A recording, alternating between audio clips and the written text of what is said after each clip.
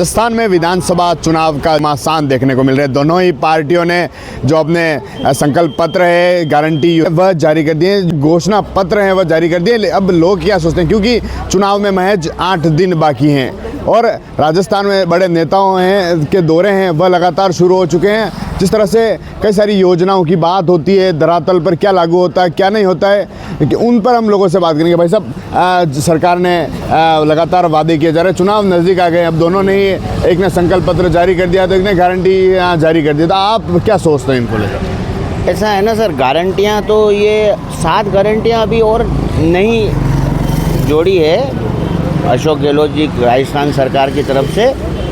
जो मिल रही है गारंटियाँ वो भी तो आप देखो, मतलब चिरंजीवी योजना आप क्या समझ रहे हो, पूरे इंडिया में मतलब ये मॉडल बना है राजस्थान, दूसरे राज्य कॉपी कर रहे हैं और अच्छा है, करना भी चाहिए, क्योंकि गरीब को गणेश मांग के सेवा कर रहे हैं अशोक जी।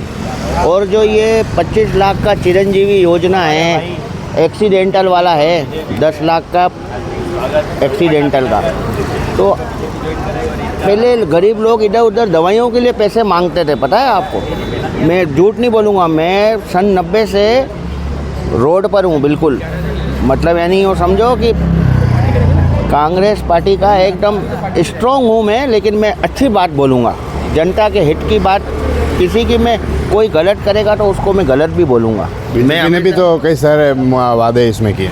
मेरी बात सुनो ना, उनकी तो सरकार ही नहीं है, सरकार अभी अशोक जी की है और जनता को फूड का पैकेट मिल रहा है। आप ये समझो कितनी योजनाएं जनता को उन्होंने, और सरकार अच्छा कर रही है बहुत, और ये करना भी चाहिए। इसमें कई लोग कह रहे हैं ना भाई ये रेवड़ियाँ बांट रहे हैं, क्यों भाई, रेवड़ियाँ काहे की है, सरकार नहीं करेगी तो कौन करेगा।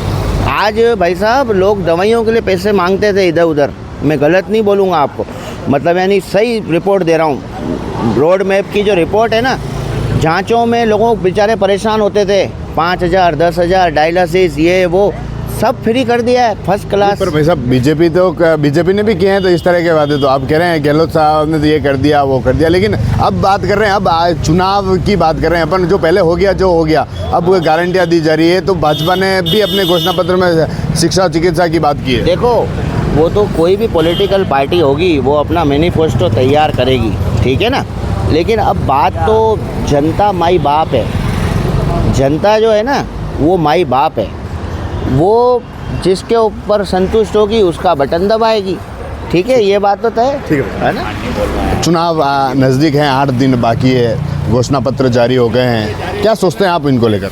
देखिए, चुनावी माहौल जो अभी चल रहा है सरकार का, चुनावी माहौल जो चल रहा है अभी सरकार का, मुझे सरकार के एक घोषणा पत्र में सबसे पहले यही मेरे को मांग चाहिए कि शक्ति नगर वाले चौराहे को लेकर सबसे पहला मेरा मुद्दा है वही उठाया जाए। कोई भी सरकार आएगी तो सबसे पहले उनके घोषणा पत्र में यही चीज़ सबसे पहली होनी चाहिए कि शक्ति नगर वाला जो चौराहा है उसके लिए आम जन को काफ़ी तकलीफ देखनी पड़ती है। पेट्रोल काफ़ी समय से महंगा होने के कारण आम जनता को, व्यापारियों को व्यापार करने में इतनी तकलीफ हो रही है, क्योंकि आप ही जान रहे हैं कोरोना के बाद हर एक व्यापारी काफ़ी आर्थिक समय से मंदी से दुखी है और काफ़ी समस्याओं से और पीड़ाओं से जूझ रहा है। ये चीज़ सरकार को भी पता है और प्रशासन को भी पता है, क्योंकि हर एक समस्याओं को लेकर, छोटी छोटी समस्याओं को लेकर जो सरकार वादे करती है, और पब्लिक की यही सहूलियत के लिए मेरा तो यही मुद्दा है कि भाई आप सरकार जो भी आए वो पब्लिक की सहूलियत के लिए उनकी छोटी छोटी समस्याओं को सुना जाए और उनका निराकरण किया जाए। क्या ऐसी परेशानी है मूलभूत?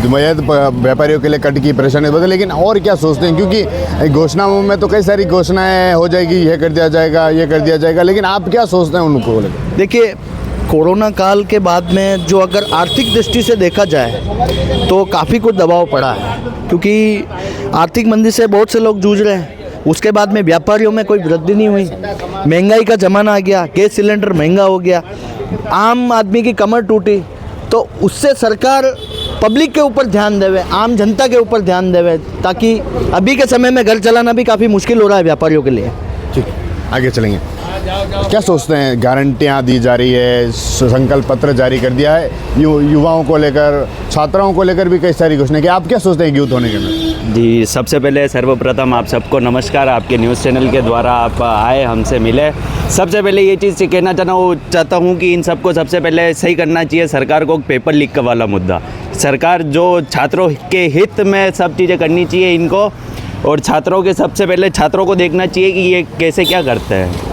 कई सारी बातें हो रही है, मुफ्त शिक्षा हो, इंग्लिश मीडियम स्कूल शिक्षा हो, या फिर जो कांग्रेस ने संकल्प पत्र गारंटियाँ जारी की उसमें भी कई सारी उसमें दी है। शिक्षा में तो यूँ ही है, शिक्षा सबसे पहले जो मातृभाषा है हिंदी वो चलानी चाहिए, फिर उसके बाद जो इंग्लिश भाषा है वो चलानी चाहिए। सब भाषा को आप सम्मान दीजिए, जो भाषा है वो चलनी चाहिए, उसमें कोई दिक्कत नहीं। रोजगार को लेकर क्या सोचते? सबसे बड़ा मुद्दा रहा है रोजगार को। एक यूथ होने के नाते आप क्या सोचते हैं? क्योंकि वादे सब किए जाते हैं कि इस तरह की नौकरियां दी जाएगी, यूँ किया जाएगा, वैसा होगा। नौकरियाँ यूँ है कि जब बीजेपी की सरकार आती है तब रोज़गार सबसे ज़्यादा मिलता है, और कांग्रेस की सरकार में लोगों को रोज़गार बहुत कम मिलता है, क्योंकि बीजेपी इस रोज़गार वाला जो मुद्दा उसको बहुत ध्यान से और आगे लेके चलती है और लोगों को रोज़गार देती है। चुनाव आ गए हैं, ज़्यादा समय नहीं बचा है और घोषणा पत्र जारी हो गए हैं, वादे ये किए जाएंगे, तो आप क्या सोचते हैं क्या? ऐसा है, चुनाव आने पर दोनों ही पार्टियां अपनी अपनी तरफ से घोषणाएं करती है, सिर्फ कागजों में दिखाती है। इसको धरातल पे कब लाएगी इसकी कोई गारंटी नहीं है। हालांकि दोनों ही पार्टियां गारंटी दे रही है कि हम सत्ता में आएंगे तो हमारी ये घोषणा जो हमने करी है वो गारंटी के साथ पूरी करेंगे, मगर इसका क्या भरोसा है कि वो योजनाएं लागू होगी ही होगी। मतलब आपको अब नहीं है? मैं तो अपने ऊपर लेके चलता हूँ, मेरे को ऐसा महसूस नहीं होता है कि ये दोनों पार्टियों में से कोई भी पार्टी अपनी घोषणाएं जो इन्होंने जारी करी है वो पूरी कर पाएगी। कई सारी घोषणाएं की है, सिलेंडर से लगाकर शिक्षा से लगाकर पेंशन से लगाकर। जी, बहुत सारी घोषणाएं इन्होंने जारी करी है। अब ये कब लागू होगी इसको आम पब्लिक का कोई भरोसा नहीं है। आम पब्लिक ये नहीं समझ पा रही है कि ये घोषणाएं कब लागू होगी और इसका फ़ायदा कब मिलेगा। ठीक है, आगे चलेंगे। बाबू जी हमारे बीच हैं। आपने कई सारे बार वोट डाले होंगे, कई सारे वोटर्स हैं से जिन्हों आप देखे होंगे, तो आप क्या सोचते हैं? क्योंकि अब घोषणा पत्र जारी हो गए हैं, गारंटियाँ दी जा रही है। और घोषणा पत्र मैंने अभी पढ़े नहीं है इनके। क्या सोचते हैं? क्योंकि आप कई सारे आप चुनाव आपने देखे हैं पहले से, तो कई सारे वादे ऐसे होते हैं, लेकिन आप उसको लेकर क्या सोचते हैं? अब इसका क्या जवाब दूँ यार मैं? क्या सोचते हैं? आपके यहाँ के मुद्दे की बात करें तो उसको लेकर तो आप बता सकते हैं कि इस तरह के वादे पहले किए हैं, हुए हैं। ये कुछ अभी इसको रहने दो। चुनाव है, अब लोग भी आए होंगे आपके पास, क्या परेशानी क्या है आपके यहाँ की? मेन अरे पब्लिक के काम नहीं होते इसलिए परेशानी इसलिए आते हैं। आदमी बोलता कब है? जब उसको प्रॉब्लम आती है। और सरकार कौन चलाता? अफसर सुनते नहीं, अफसर काम करते नहीं हैं, तो पब्लिक परेशान होती है। उन अफसरों के ऊपर इनका कोई कंट्रोल नहीं है, तो इनको क्या कहना है इनको? मतलब अफसर आपकी नहीं सुनते? अफसर जनता के भी नहीं सुनते, इन चुने हुए नुमाइंदों के भी नहीं सुनते। ठीक है, और आगे चलेंगे। देखिए और कुछ लोगों से बात करने का प्रयास करेंगे। चुनाव है, चाय वाले भैया हैं, चाय से तो सरकार बनी है, चाय की चर्चा। क्या सोचते हैं भैया? आइडिया ही नहीं बोलने। चुनाव आ गए हैं, क्या लगता है आपको?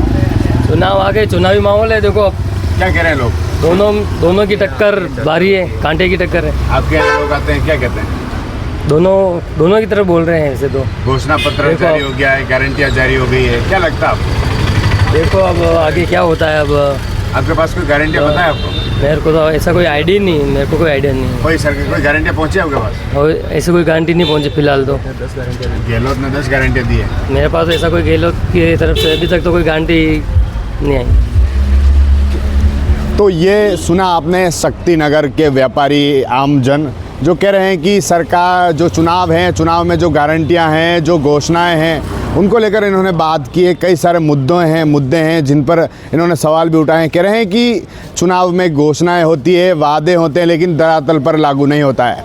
साथ ही जो अफसर हैं वह उनकी नहीं सुनते हैं और जो नेता हैं उनकी भी नहीं सुनी जाती। ऐसे में जनता त्रस्त है। हालांकि चुनाव में 8 दिन बाकी है। अब क्या रहता है ये तो जनता ही तय करेगी किसे अपना नेता चुनती है और किसकी सरकार बनती है। TV9 के लिए राजेश डांगी।